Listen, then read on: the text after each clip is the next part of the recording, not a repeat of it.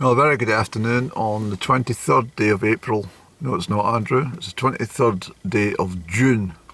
Get it right, please. I'm sorry about any reflections here on the windscreen.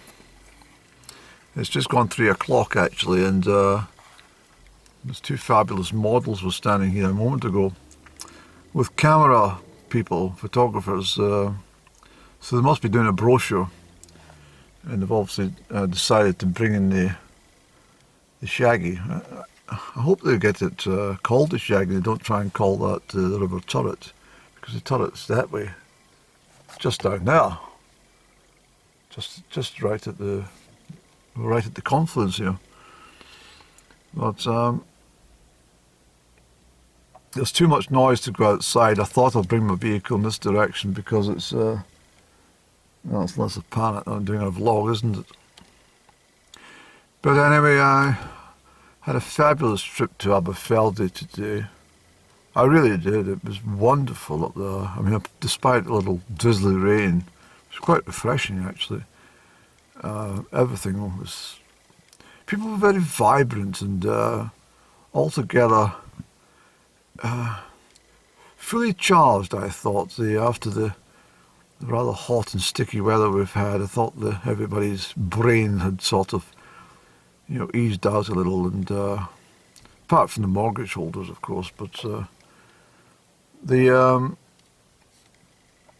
girl in the baker, I've discovered she doesn't like, she prefers me without Cornish pasty on my chin, so she was rather talkative today and exchanged a few niceties and stuff, and it was very pleasant. And of course I was at the cooperative, and oh yes, I'm going to give some feedback there. Yeah, so I'm fed up going into that shop, and there's never any little carriers bags for your tomatoes, and you can't walk around the store. I've told you 100 times I don't use a basket or a trolley, so I'm not a juggler. So I wanted half a dozen tomatoes, and with no bag. I mean, what are you meant to do? Balance them on your nose and a couple on your shoulders. Actually, well, I made a couple of extra purchases in the cooperative store today. I've avoided Bertha, Tesco's and all that. I said I've given up with Bertha. But I decided I would get some butter. I like butter. I need it for my sauces, and I need it for my omelettes and stuff like that, so I got some butter. I was at the butchery and the thrift shop, and everything I done was it's all very methodical in a pleasant timeline, and then I stopped off to speak to some of the chaps who were extending that Alley Hall, and a bit of a chinwag with these lads, and altogether good, and everything was very pleasant. I really did like it. I think the bonus was that I never met one low vibrational in the whole duration of my visit to Aberfeldy today, which probably, when I think about it, probably exceeded 90 minutes or more. Yeah, possibly even 2 hours. Let me think.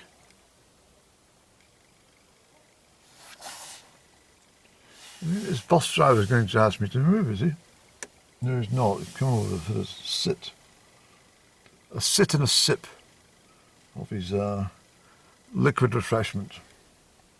And he's going to roll a cigarette. He's on the same back as I am. That's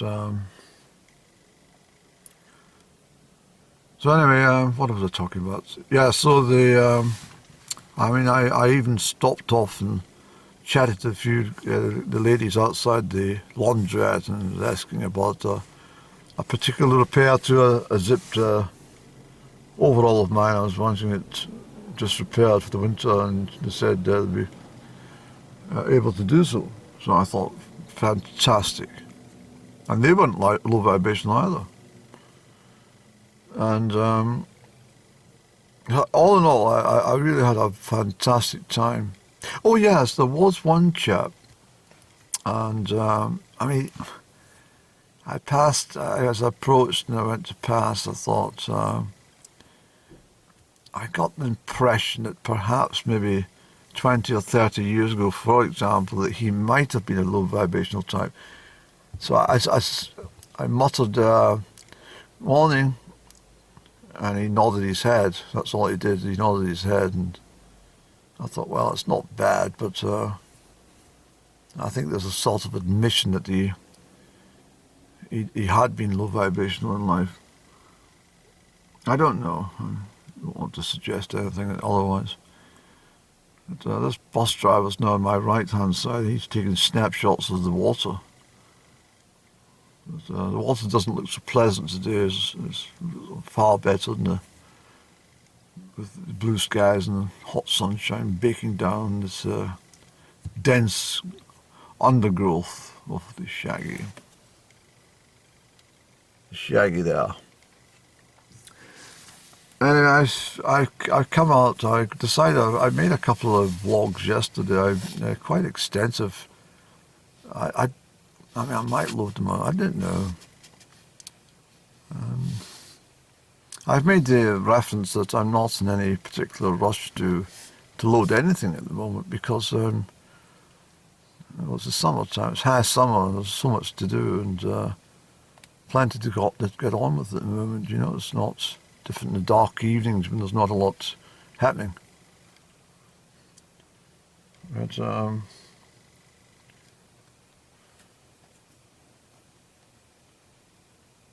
I have to say that I mean, of all the places, and I mean, it's such a delightful place. I always feel like I mean, look. Can you see this? Andrew, would you get the camera in focus for the people, please?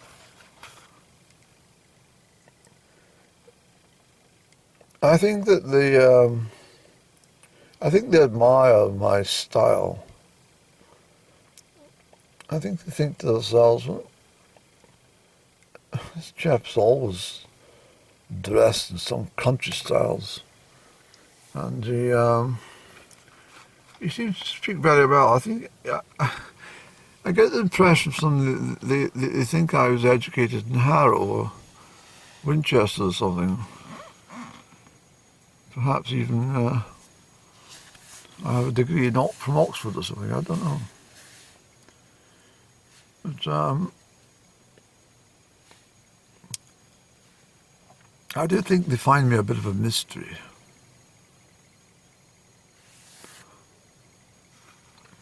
So I'm going to give the cooperative some feedback. Apparently, if you give them feedback, there's a chance of winning £250. I've never had anything so ridiculous in my life. So you give negative feedback and you win money from the company that you're slagging off. Doesn't make sense. Nothing makes sense in this 21st century, though. It's absolutely dire. I noticed yesterday, and they've removed the news story. Was it yesterday or the day before? I think it was on the BBC website. And there was a news story from Scotland where farmers were invited to donate their 4x4 vehicles to some chap in the county of Angus who had organised for these 4x4s to be shipped off to Eastern Europe to help in the war effort. And all these farmers have donated all their trucks and 4x4s. Beggars belief, because I dare say that if they couldn't write off the costs of these 4x4s from the taxation, or indeed if they weren't getting any subsidies, for example, they may not be so keen to get rid of their 30 to £50,000 4x4s. So in essence, what happens is anyone looking to buy a 4x4 second hand, the price then increases because there's more demand for and less going about. Everything's just got really quite silly. I was chatting a lot about the mortgage yesterday, and I fear very much that the government's going to step in and going to assist the homeowners with the payments on their mortgage.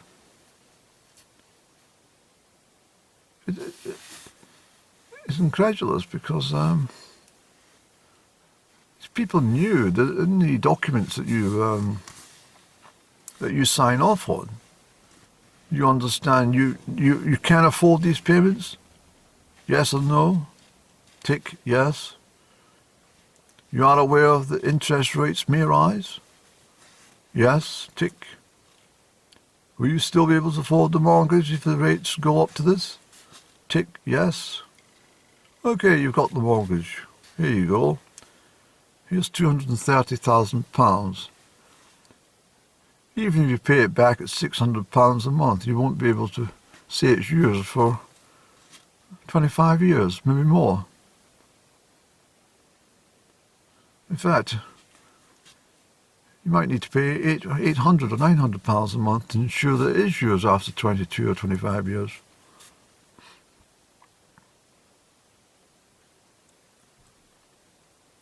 Imagine not owning something for 25 years. It's mine, but it's not mine. You understand what I'm trying to say?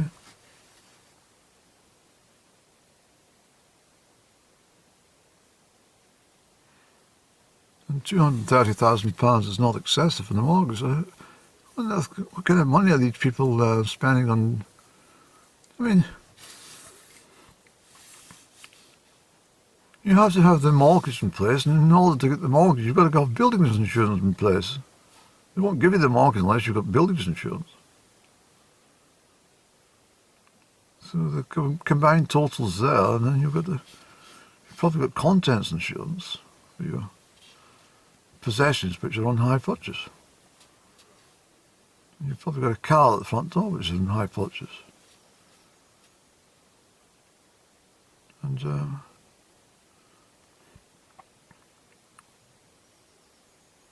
council tax. You've got utility bills, you've got phone bills. I said yesterday, you've got nail bar bills, gymnasium bills, solarium bills, holidays to pay for, school fees, violins, sports days,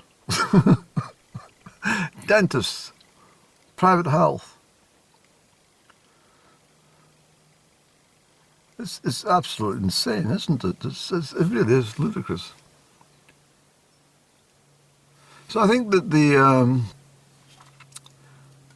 homeowners I mean, how on earth do these people manage to put their head in the pillow at night and say, oh, let's have a restful sleep?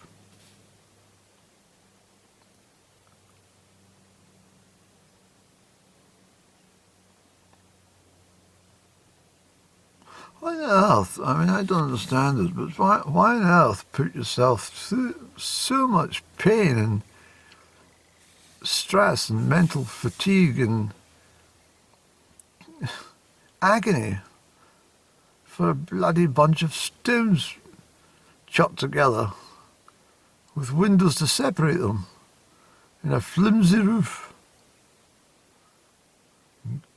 I don't understand it. It's complete insanity.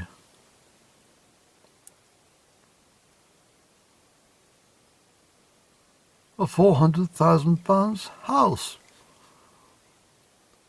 I only earn £20,000 a year or £40,000 a year.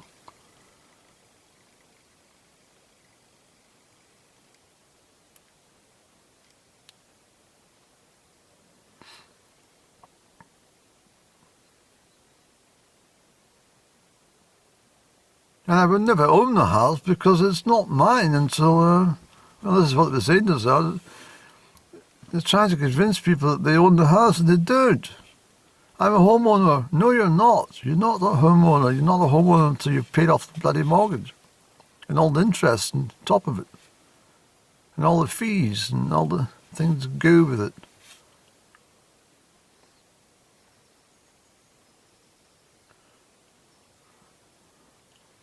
So if you're 30 years of age and you've built up a small amount of savings, which is probably impossible in this day and age, and you've managed to put a deposit in the property and lied about your salary and your partner's salary and your wife's salary or whatever, and you've managed to scrape your way through to get this bloody mortgage, for the next 20 to 25 years you've got a noose around your neck in order to say that you've got your own house, which you don't.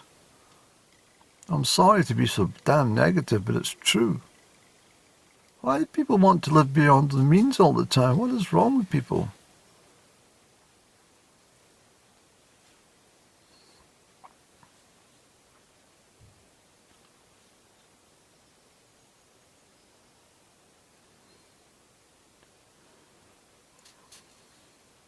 The problem is, I think, that, and I tried to say this yesterday, that people bought into this stupid idea that they are living celebrities. They're stars of their own making, and they're an expansion of wealth that is, at their disposal. That they're,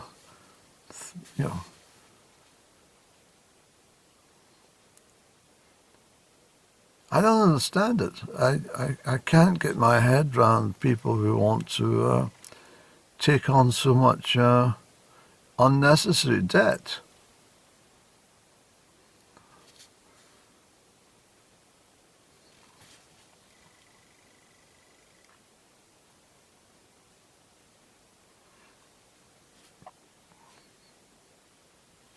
I only think that, well, I don't know where it's going to end, because it's just silly business in my book.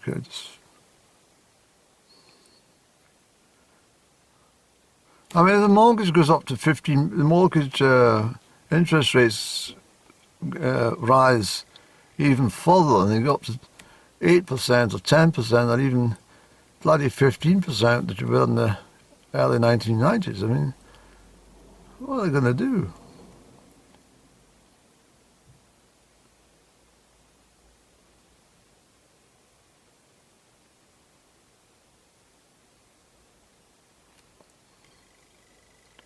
Of course, interest rates don't just impact on the mortgages, they impact on everything about borrowing and credit and HP and everything, hire purchase.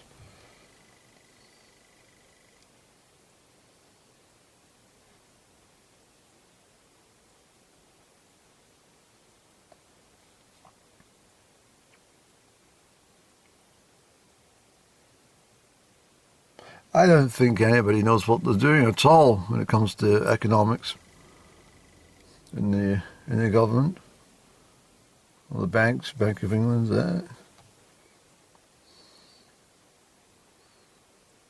But I think there'll be an absolute uproar if the government start using taxpayers' money to bail out the mortgage holders, because in essence it's just not honest. I mean, it's bad enough bailing everybody out because of COVID, but starting to bail out people because they can't take the bad with the good.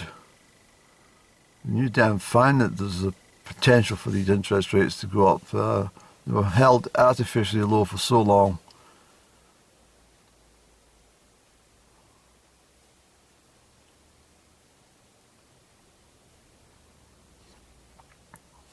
And even a fixed rate mortgage at 2%, for example, is probably only the last 2 years or 3 years. It's just insanity. It's just.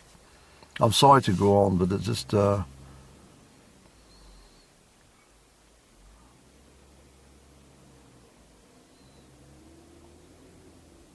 I mean, the whole point of it is they want to reduce inflation by restricting the amount of money that people are able to spend. Correct. But if they bail out the people in the mortgages and give them the money to make up the difference of what they can't afford, then it's just a free-for-all, and inflation's not going to come down. It's going to go even higher. So the interest rates will have to go even higher, and the governments will then have to push more money into the pockets of the mortgage holders to bail them out even more. It's just insanity. It's absolutely crazy people. Turrets. Shaggy. Grey wagtail in there. Now listen, those one of those models came back with one of the photographers, and so I said to him, kindly, I said, would you like me to need this space again where you were? No, you're alright, thank you for offering. But anyway, I was trying to conduct myself in a phone call, and they sent up a drone, and the girl I was speaking to said that she couldn't hear a word. There was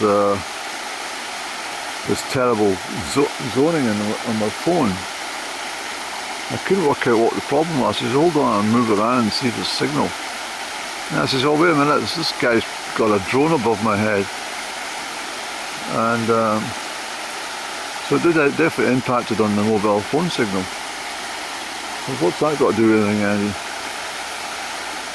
Oh yeah, so I phoned my mortgage lender. And I says, I have an amount on my vintage mortgage which I left open, and I've got the paperwork here, and I left it and it said I have £1. And he said, yes, what about it? I said, well, I want to know, is it still standing at £1? He says, no. It's now standing at £1.78. I said, how on earth is that possible? He says, well, recent rate rises.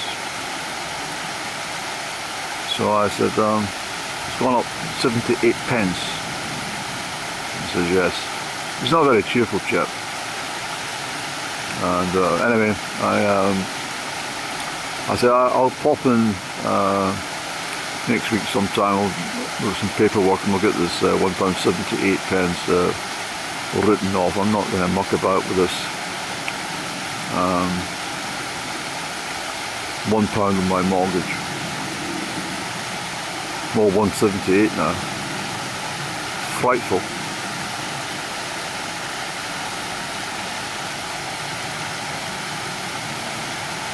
At least it's not as bad as the wine gums, which went up from £1.99 to £2.50.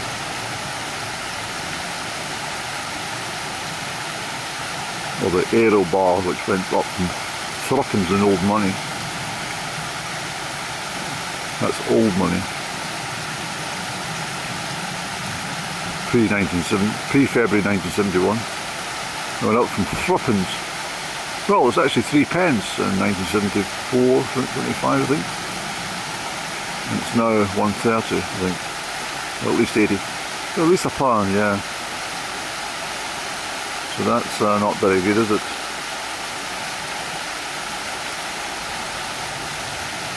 So based on the increase in an Aero and based on the increases on your house prices, there's not much difference, is there?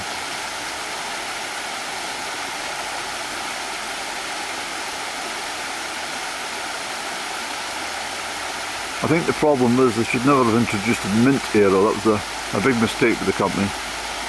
They should just kept the milk chocolate variety and not changed the recipe.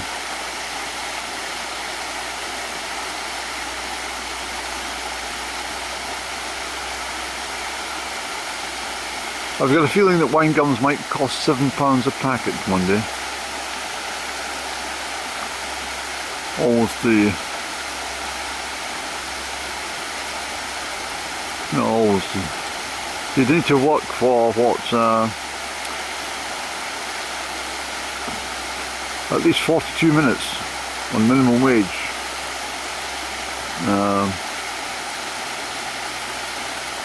Let me just think. Yeah, 42 minutes on our current minimum wage level in order to actually I'm getting mixed up, Andy. The current minimum wage, you've got to work for 17 minutes in order to pay for a packet of wine gums. Not bad when you think about it. 17 minutes out of your week, you get a packet of wine gums.